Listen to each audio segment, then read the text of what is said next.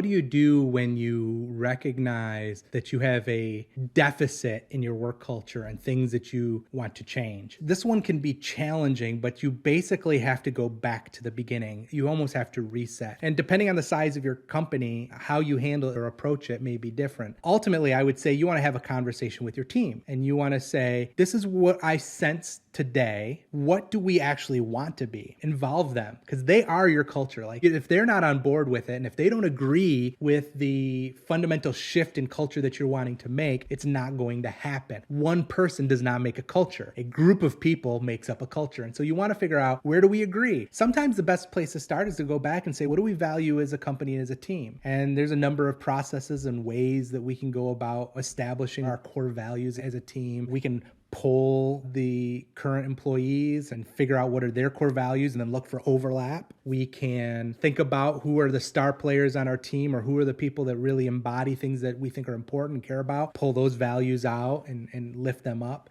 We can look obviously to the leader. And my guess is, depending on the size of your organization, you probably should do a combination of all of those things to ultimately determine what are your core values. And then you have to start teaching it.